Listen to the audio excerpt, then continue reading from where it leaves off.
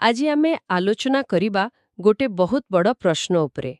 ଯେତେବେଳେ ସବୁକିଛି ବିଶୃଙ୍ଖଳାରେ ପାଣିରେ କିଅସ୍ ଭିତରେ ବୁଡ଼ି ରହିଥିଲା, ସେତେବେଳେ ସୃଷ୍ଟିର ଶୃଙ୍ଖଳା ଆରମ୍ଭ ହେଲା କେମିତି? ଜାଣିଛନ୍ତି, ଏ ପ୍ରଶ୍ନଟା କେବଳ ଏଠି ନୁହଁ, ଦୁନିଆର ପ୍ରାୟ ସବୁ ପୁରୁଣା ସଭ୍ୟତାରେ ଏଇ କଥା ଅଛି। କେୟସ୍ରୁ କସ୍ମୋସ୍ ମାନେ ବିଶୃଙ୍ଖଳାରୁ ବ୍ରହ୍ମାଣ୍ଡ କିପରି ସୃଷ୍ଟି ହେଲା, ଏହାଇ ତ ମୂଳ ଜିଜ୍ଞାସା। ଆଉ ଏହି ଜିଜ୍ଞାସା ପାଇଁ ଆମ ପାଖରେ ଯେଉଁ ଉତ୍ସ ଅଛି, ତାହା ହେଉଛି ଶ୍ରୀମଦ୍ ଭାଗବତର ଓଡ଼ିଆ ଅନୁବାଦର ଏକ ଅଂଶ। ଏଥିରେ ବିଦୁର ଆଉ ମୈତ୍ରେୟଙ୍କ ଭିତରେ ଗୋଟେ ବାର୍ତ୍ତାଳାପ ଚାଲିଛି। ହଁ, ତ ଆମର ଉଦ୍ଦେଶ୍ୟ କେବଳ କାହାଣୀଟାକୁ ଶୁଣିବା ନୁହେଁ, ବରଂ ଏହା ଭିତରେ ଯେଉଁ ପ୍ରତୀକ ଅଛି, ଯେଉଁ ଗଭୀର ଅର୍ଥ ଅଛି, ତାକୁ ଟିକେ ଖୋଜିବା। ଏକଦମ ଠିକ୍ କଥା। କାରଣ ଏହି ବାର୍ତ୍ତାଳାପଟା ସାଧାରଣ କଥାବାର୍ତ୍ତା ନୁହଁ, ଏହା ଜ୍ଞାନର ଗଭୀର ମନ୍ଥନ। ବିଦୁର ଜଣେ ଜିଜ୍ଞାସୁ ଶିଷ୍ୟ ଭାବରେ ପ୍ରଶ୍ନ ପଚାରୁଛନ୍ତି। ଆଉ ମୈତ୍ରେୟ ଜଣେ ଜ୍ଞାନୀ ଗୁରୁ ଭାବରେ ଉତ୍ତର ଦେଉଛନ୍ତି। ହଁ, ଠିକ୍ ଅଛି, ଚାଲନ୍ତୁ ଆରମ୍ଭ କରିବା। ତେବେ କାହାଣୀ ଆରମ୍ଭ ହେଉଛି ବିଦୁରଙ୍କର ଗୋଟିଏ ପ୍ରଶ୍ନରୁ। ସେ ବ୍ରହ୍ମାଙ୍କ ପୁତ୍ର, ପ୍ରଥମ ମାନବ, ସ୍ୱୟଂଭୁବ ମନୁଙ୍କ ବିଷୟରେ ଜାଣିବାକୁ ଚାହୁଁଛନ୍ତି। ସେ ପଚାରୁଛନ୍ତି ଯେ ସ୍ୱୟଂଭୁବ ମନୁ ଆଉ ତାଙ୍କ ପତ୍ନୀ ଶତ୍ରୁପା ସେମାନେ କେମିତି ଏ ସଂସାରକୁ ଆଗକୁ ବଢ଼ାଇଲେ। ଏକଦମ ମୌଳିକ ପ୍ରଶ୍ନ। ସୃଷ୍ଟିର ପ୍ରଥମ ପୁରୁଷ ଆଉ ନାରୀଙ୍କଠାରୁ ସବୁକିଛି ଆରମ୍ଭ ହେଲା କେମିତି? ତ ମୈତ୍ରେୟ ଉତ୍ତର ଦେବା ଆରମ୍ଭ କରୁଛନ୍ତି। ସେ କହୁଛନ୍ତି, ମନୁ ନିଜ ପିତା ବ୍ରହ୍ମାଙ୍କ ପାଖକୁ ଗଲେ ଆଉ ବହୁତ ବିନମ୍ର ହୋଇ କହିଲେ, ମୁଁ ଆପଣଙ୍କର ସେବା କରିବାକୁ ଚାହେଁ। ଆଚ୍ଛା। ମୋତେ ଏମିତି କିଛି କାମ ଦିଅନ୍ତୁ ଯାହାଦ୍ୱାରା ମୋର ଏହି ଲୋକ ଆଉ ପରଲୋକରେ ବି ଯଶ ହେବ। ଏହା କେବଳ ଗୋଟେ କାମ ମାଗିବା ନଥିଲା, ଏକ ପ୍ରକାର ନିଜ ଜୀବନର ଉଦ୍ଦେଶ୍ୟ ମାଗିବା ଭଳି ଥିଲା। ନିଶ୍ଚୟ। ତେବେ ବ୍ରହ୍ମା ତାଙ୍କୁ ସୃଷ୍ଟିକୁ ଆଗକୁ ବଢ଼ାଇବାର ଦାୟିତ୍ୱ ଦେଲେ। କିନ୍ତୁ ସେଠି ଗୋଟେ ବଡ଼ ସମସ୍ୟା ଥିଲା। ବ୍ରହ୍ମା କହିଲେ, ପୃଥିବୀ ପାଳନ କର ଆଉ ଯଜ୍ଞ ଦ୍ୱାରା ଭଗବାନଙ୍କୁ ସନ୍ତୁଷ୍ଟ କର। ହଁ, ହେଲେ ବ୍ରହ୍ମା କହିଲେ, ପ୍ରଭୁ, ଆପଣଙ୍କ ଆଦେଶ ତ ମାନିବି, କିନ୍ତୁ ମୁଁ ସୃଷ୍ଟି କରିବି କେଉଁଠି? ପୃଥିବୀ ତ ମହାସାଗରରେ ବୁଡ଼ି ରହିଛି। ଏଇଟା ହିଁ ଥିଲା ମୂଳ ସମସ୍ୟା। ସୃଷ୍ଟି ପାଇଁ କୌଣସି ଆଧାର ହିଁ ନଥିଲା। ଆଉ ଏ କଥା ଶୁଣି ବ୍ରହ୍ମା ନିଜେ ଗଭୀର ଚିନ୍ତାରେ ପଡ଼ିଗଲେ। ସେ ଭାବିଲେ, ଆରେ, ମୁଁ ଏବେ କ'ଣ କରିବି? ପୂର୍ବ ପ୍ରଳୟ ବେଳେ ତ ମୁଁ ନିଜେ ହିଁ ପୃଥିବୀକୁ ପାଣିରେ ବୁଡ଼େଇଥିଲି। ଗୋଟେ ମିନିଟ୍, ବ୍ରହ୍ମା ନିଜେ ତ ସୃଷ୍ଟିକର୍ତ୍ତା, ତେବେ ସେ ନିଜେ ପୃଥିବୀକୁ ଉଦ୍ଧାର କରିପାରିଲେ ନାହିଁ କାହିଁକି? ଏହା ତାଙ୍କ ଶକ୍ତିର ସୀମା ବିଷୟରେ କ'ଣ କହୁଛି? ବହୁତ ଭଲ ପ୍ରଶ୍ନ। ଦେଖନ୍ତୁ, ଏହି କାହାଣୀରେ ବ୍ରହ୍ମା ସୃଷ୍ଟିକର୍ତ୍ତା ହେଲେ ବି ସେ ସର୍ବୋଚ୍ଚ ଶକ୍ତି ନୁହନ୍ତି। ସେ ଭଗବାନ ବିଷ୍ଣୁଙ୍କ ନିର୍ଦ୍ଦେଶରେ ହିଁ ସୃଷ୍ଟି କରନ୍ତି। ବୁଝିଲି। ତେଣୁ ଯେତେବେଳେ ଏମିତି ଗୋଟେ ସମସ୍ୟା ଆସିଲା, ଯାହା ତାଙ୍କ ଶକ୍ତି ବାହାରେ ଥିଲା, ସେ ସେହି ମୂଳ ଶକ୍ତି ଭଗବାନ ବିଷ୍ଣୁଙ୍କୁ ସ୍ମରଣ କଲେ। ଆଉ ଏଇଠୁ ହିଁ କାହାଣୀରେ ଏକ ଅଦ୍ଭୁତ ମୋଡ଼ ଆସୁଛି। ଯେତେବେଳେ ବ୍ରହ୍ମା ଧ୍ୟାନରେ ବସିଥିଲେ, ହଠାତ୍ ତାଙ୍କ ନାକପୁଡ଼ାରୁ ଗୋଟେ ଛୋଟ ଶୂକର, ଗୋଟେ ଆଙ୍ଗୁଠି ଆକାରର ବରାହ ଶାବକ ବାହାରିଲା। ଏଇଟା ଶୁଣିବାକୁ ବହୁତ ଅଜବ ଲାଗୁଛି। ଅଜବ ତ ନିଶ୍ଚୟ, କିନ୍ତୁ ଏହିପରି ଅଲୌକିକ ଘଟଣାଗୁଡ଼ିକ ହିତ ପୌରାଣିକ କାହାଣୀର ପ୍ରତୀକାତ୍ମକ ଗଭୀରତାକୁ ଦେଖାଏ। ଆଉ ଆପଣ ଯେଉଁ ପ୍ରଶ୍ନ ପଚାରିଲେ, ସେଇଟା ହିଁ ଆମ ଆଲୋଚନାର କେନ୍ଦ୍ରବିନ୍ଦୁ। ହଁ, ମୋ ମନରେ ସେଇ ପ୍ରଶ୍ନ ହିଁ ଆସୁଥିଲା ଯେ ଗୋଟେ ଶୂକର ହିଁ କାହିଁକି? ଏକଦମ। ଏହାର ଉତ୍ତର ଆମକୁ ଆଗକୁ ମିଳିବ, କିନ୍ତୁ ଏତିକି ମନେ ରଖନ୍ତୁ, ଶୂକରର ସ୍ୱାଭାବିକ ପ୍ରବୃତ୍ତି ହେଉଛି ମାଟି ଖୋଳିବା, ଗଭୀରରୁ କିଛି ବାହାର କରିବା। ଆଚ୍ଛା। ଏହି କାହାଣୀରେ ସେହି ପ୍ରବୃତ୍ତିକୁ ଗୋଟେ ବ୍ରହ୍ମାଣ୍ଡୀୟ ସ୍ତରକୁ ନିଆଯାଇଛି। କିନ୍ତୁ ଦେଖନ୍ତୁ ଆଗକୁ କ'ଣ ହେଉଛି। ସେଇ ଆଙ୍ଗୁଠି ଆକାରର ଶୂକରଟା କ୍ଷଣକ ଭିତରେ ଗୋଟେ ବିଶାଳ ହାତୀର ଆକାର ନେଲା, ଆଉ ତାପରେ ଦେଖୁ ଦେଖୁ ଗୋଟେ ବିରାଟ ପର୍ବତ ଭଳି ହୋଇଗଲା। ବାଃ! ଏହି ଦୃଶ୍ୟ ଦେଖି ସେଠି ଥିବା ମରିଚି, ସନତ କୁମାରଙ୍କ ଭଳି ମହାନ ଋଷିମାନେ ଆଉ ନିଜେ ବ୍ରହ୍ମା ସମସ୍ତେ ଆଶ୍ଚର୍ଯ୍ୟ ହୋଇଗଲେ। ସେମାନେ ନିଜ ନିଜ ଭିତରେ କଥା ହେଲେ, ଏ କି ଆଶ୍ଚର୍ଯ୍ୟ! ଏହି ଛୋଟ ପ୍ରାଣୀଟି କେମିତି ପର୍ବତ ଭଳି ହୋଇଗଲା? କିନ୍ତୁ ବ୍ରହ୍ମା ବୁଝିଗଲେ। ସେ ଜାଣିପାରିଲେ ଯେ ଏହା କୌଣସି ସାଧାରଣ ଘଟଣା ନୁହେଁ। ଏ ହେଉଛନ୍ତି ସ୍ୱୟଂ ଯଜ୍ଞମୂର୍ତ୍ତି ଭଗବାନ ବିଷ୍ଣୁ। ଆଉ ସେ ଏକ ଛଳନାମୟ ରୂପ ଧାରଣ କରିଛନ୍ତି। ହଁ, ସେହି ବିଶାଳ ବରାହ ରୂପକୁ ଦେଖି ବ୍ରହ୍ମା ଆଉ ଋଷିମାନଙ୍କ ମନରେ ବହୁତ ଆନନ୍ଦ ଆସିଲା। ଏବଂ ତାପରେ ସେହି ବିଶାଳ ବରାହ ଗୋଟେ ପ୍ରଚଣ୍ଡ ଗର୍ଜନ କଲେ ଆଉ ସିଧା ମହାସାଗରରେ ପଶିଗଲେ। ଏହାର ବର୍ଣ୍ଣନା ତ ବହୁତ ରୋମାଞ୍ଚକର। ହଁ, ଲେଖା ଅଛି ଯେ ତାଙ୍କ ଲାଙ୍ଗୁଳ ଆକାଶକୁ ଉଠି ରହିଥିଲା, ତାଙ୍କର କଠୋର ଲୋମର କମ୍ପନରେ ମେଘମାଳା ଛିନ୍ନଭିନ୍ନ ହୋଇଗଲେ। ଆଉ ତାଙ୍କର ସେହି ତୀକ୍ଷ୍ଣ ଖୁରାର ଚାଳନାରେ ସମୁଦ୍ରରେ କୋଳାହଳ ସୃଷ୍ଟି ହେଲା। ଦେଖିଲେ, ଏଇଠି ସେହି ଶୂକରର ସ୍ୱାଭାବିକ ପ୍ରବୃତ୍ତି କାମରେ ଲାଗୁଛି। ସେହି ଦିବ୍ୟ ବରାହ ବିଶୃଙ୍ଖଳାର ମହାସାଗର ଭିତରକୁ ପଶି ସୃଷ୍ଟିର ଆଧାର ମାନେ ପୃଥିବୀକୁ ଖୋଜୁଛନ୍ତି। ବୁଝିଲି। ସମୁଦ୍ର ବି ଭୟରେ ତାଙ୍କୁ ରାସ୍ତା ଛାଡ଼ିଦେଲା, ଆଉ ସେ ନିଜର ଅଦ୍ଭୁତ ଘ୍ରାଣ ଶକ୍ତିରେ ପୃଥିବୀର ସନ୍ଧାନ ପାଇଗଲେ। ତେବେ ସେ ପୃଥିବୀକୁ ଉଦ୍ଧାର କରିବାକୁ ଗଲେ, କିନ୍ତୁ କାହାଣୀଟା ଏତେ ସହଜରେ ସରିନି ନା। ତାଙ୍କ ସାମ୍ନାକୁ ଆସିଲା ଆଦି ଅସୁର ହିରଣ୍ୟାକ୍ଷ। ହଁ, ଯେତେବେଳେ ବରାହ ଭଗବାନ ନିଜ ଦାନ୍ତ ଉପରେ ପୃଥିବୀକୁ ଉଠାଇ ପାଣିରୁ ବାହାରି ଆସୁଥିଲେ, ସେତେବେଳେ ହିଁ ସେହି ପରାକ୍ରମୀ ଅସୁର ହିରଣ୍ୟାକ୍ଷ ହାତରେ ଗଦା ଧରି ତାଙ୍କ ରାସ୍ତା ରୋକିଲା। କିନ୍ତୁ ମୋତେ ଗୋଟେ କଥା ଆଶ୍ଚର୍ଯ୍ୟ ଲାଗୁଛି। ହିରଣ୍ୟାକ୍ଷ ତ ଜଣେ ସାଧାରଣ ଅସୁର ନଥିଲା, ସେ ଥିଲା ଆଦି ଅସୁର। ତାର ପରାଜୟକୁ ଏତେ ସହଜରେ କାହିଁକି ବର୍ଣ୍ଣନା କରାଯାଇଛି? ମୂଳ ଗ୍ରନ୍ଥରେ କେବଳ ଗୋଟିଏ ବାକ୍ୟରେ କୁହାଯାଇଛି, ବରାହ ଅବତାର ଲୀଳାକ୍ରମେ ତାକୁ ସଂହାର କଲେ, ଯେମିତି ଗୋଟେ ସିଂହ ହାତୀକୁ ମାରିଦିଏ। ଆପଣ ଏକଦମ ଠିକ୍ ଜାଗାରେ ପହଞ୍ଚିଛନ୍ତି। ଏହା ହିଁ ଏହାର ଗଭୀର ଅର୍ଥ। ଏଠାର କୌଣସି ଲମ୍ବାଚଉଡ଼ା ଯୁଦ୍ଧର ବର୍ଣ୍ଣନା ନାହିଁ। କାହିଁକି?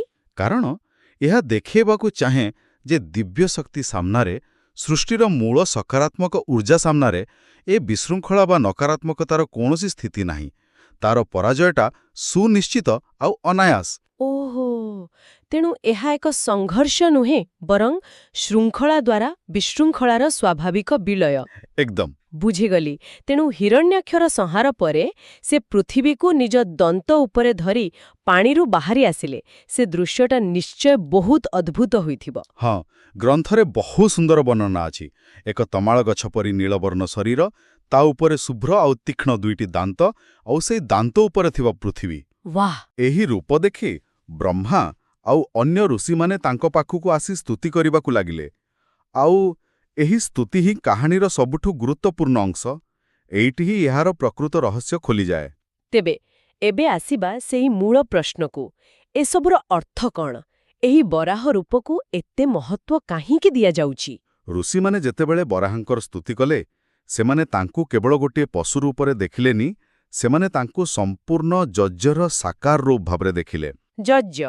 ହଁ, ସେମାନେ କହିଲେ, ହେ ଯଜ୍ୟରୂପୀ ଜନାର୍ଦ୍ଦନ, ଆପଣଙ୍କୁ ଜୟ ହଉ, ଆପଣଙ୍କ ଶରୀର ହିଁ ଯଜ୍ଞ।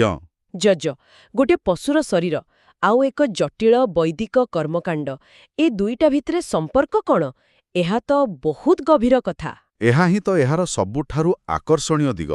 ଋଷିମାନେ ବର୍ଣ୍ଣନା କଲେ ଯେ ବରାହଙ୍କର ଶରୀରର ପ୍ରତ୍ୟେକ ଅଙ୍ଗ ଯଜ୍ୟର ଗୋଟିଏ ଗୋଟିଏ ଅଂଶକୁ ଦର୍ଶାଉଛି। ଯେମିତିକି ସେମାନେ କହିଲେ, ତାଙ୍କର ଚର୍ମ ହେଉଛି ବେଦର ଛନ୍ଦ। ଅର୍ଥାତ୍ ତାଙ୍କର ବାହ୍ୟ ଆବରଣ ହିଁ ବ୍ରହ୍ମାଣ୍ଡର ମୌଳିକ ନିୟମ। ଏହା ତ ଏକ ଅବିଶ୍ୱସନୀୟ କଳ୍ପନା। ଆଉ କ'ଣ?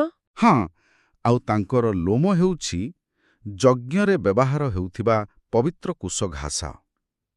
ତାଙ୍କ ଆଖି ଦୁଇଟି ହେଉଛନ୍ତି ଘୃତ ମାନେ ଘିଅ, ଯାହା ଯଜ୍ଞକୁଣ୍ଡରେ ଆହୁତି ଦିଆଯାଏ। ଆଚ୍ଛା। ଆଉ ତାଙ୍କର ଚାରିପାଦ ହେଉଛନ୍ତି ଯଜ୍ଞ କରୁଥିବା ଚାରିଜଣ ମୁଖ୍ୟ ପୁରୋହିତ, ହୋତା, ଅଧ୍ୱର୍ୟୁ, ଉଦ୍ଗାତା ଓ ବ୍ରହ୍ମା।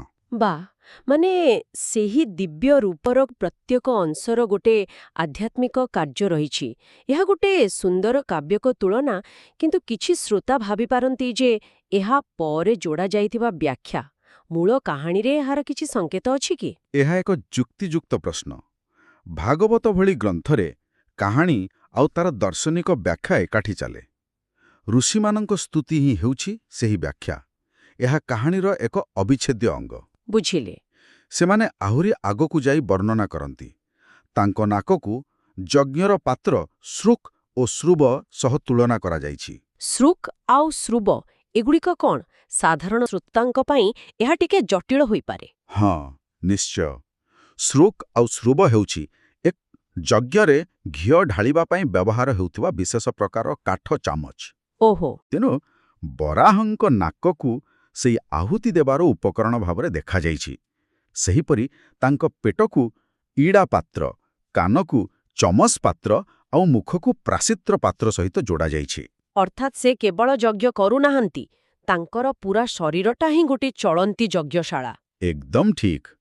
ଏପରିକି ତାଙ୍କ ଦାନ୍ତକୁ ଯଜ୍ଞର ଦୀକ୍ଷା, ଜିଭକୁ ପ୍ରବର୍ଗ୍ୟ, ଗଳାକୁ ଉପସତ୍, ଏପରିକି ତାଙ୍କ ରେତକୁ ସୋମରସ ସହିତ ତୁଳନା କରାଯାଇଛି। ସେ ନିଜେ ହିଁ ଯଜ୍ଞ। ବାଃ!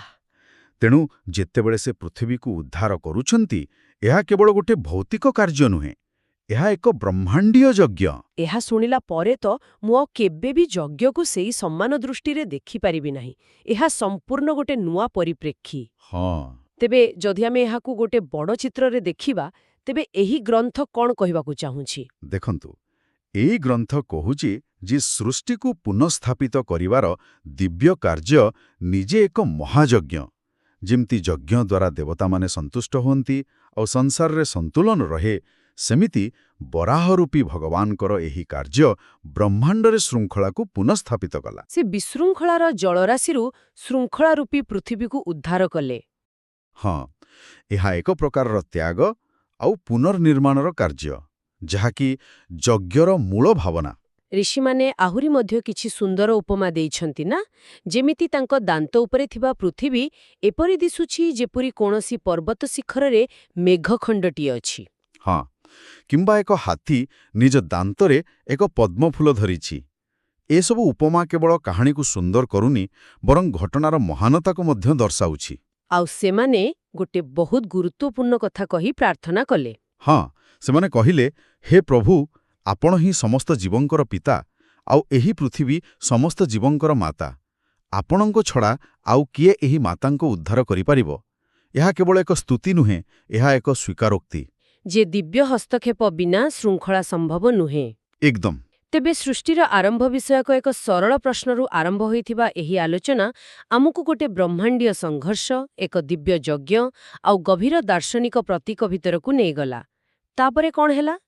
ବ୍ରହ୍ମା ଆଉ ଋଷିମାନଙ୍କ ସ୍ତୁତିରେ ସନ୍ତୁଷ୍ଟ ହୋଇ ବରାହରୂପୀ ଭଗବାନ ପୃଥିବୀକୁ ପୁଣି ଥରେ ପାଣି ଉପରେ ସ୍ଥାପିତ କଲେ ଆଉ ଅନ୍ତର୍ଦ୍ଧାନ ହୋଇଗଲେ। ଆଉ ଏହିପରି ଭାବରେ ସୃଷ୍ଟି ପାଇଁ ଆଧାର ପୁଣି ଥରେ ପ୍ରସ୍ତୁତ ହେଲା। ହଁ, ସ୍ୱୟଂଭୁବ ମନୁଙ୍କ ପାଇଁ ରାସ୍ତା ଖୋଲିଗଲା। ଯେଉଁ ସମସ୍ୟା ବ୍ରହ୍ମାଙ୍କୁ ଚିନ୍ତାରେ ପକାଇଥିଲା, ତାର ସମାଧାନ ହୋଇଗଲା। କିନ୍ତୁ କାହାଣୀ ଏଠି ସରୁନି, ଏହା ଏକ ନୂଆ ଆରମ୍ଭର ସୂଚନା ଦେଉଛି। ଏ ପୂରା କାହାଣୀ ଶୁଣିବା ପରେ ଆଉ ଏହାର ପ୍ରତୀକଗୁଡ଼ିକୁ ବୁଝିବା ପରେ ମନରେ ଗୋଟେ କଥା ସ୍ପଷ୍ଟ ହେଉଛି। ଏହା କେବଳ ଏକ ପୌରାଣିକ ଘଟଣାର ବିବରଣୀ ନୁହେଁ। ନିଶ୍ଚୟ ନୁହେଁ। ଏହା ଭିତରେ ଶୃଙ୍ଖଳା ବିଶୃଙ୍ଖଳା, ସୃଷ୍ଟି ପ୍ରଳୟ ଆଉ ଦିବ୍ୟ କାର୍ଯ୍ୟର ପ୍ରକୃତିକୁ ନେଇ ଗୋଟେ ଗଭୀର ଦର୍ଶନ ଲୁଚି ରହିଛି। ଶେଷରେ ଏହି କାହାଣୀ ଆମ ପାଇଁ ଗୋଟେ ଚିନ୍ତା ଛାଡ଼ିଯାଏ।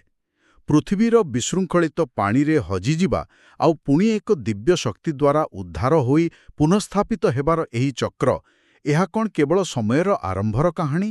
ନା ଏହା ଆମ ଜୀବନରେ ବାରମ୍ବାର ଆସୁଥିବା ସମସ୍ୟା ଆଉ ନବୀକରଣରେ ଏକ ରୂପକ? ଯେଉଁଠି ବ୍ୟକ୍ତିଗତ, ସାମାଜିକ ବା ବୈଶ୍ୱିକ ସ୍ତରରେ ଶୃଙ୍ଖଳାକୁ ବାରମ୍ବାର ବିଶୃଙ୍ଖଳାର ଜଳରାଶିରୁ ଉଦ୍ଧାର କରିବାକୁ ପଡ଼ିଥାଏ?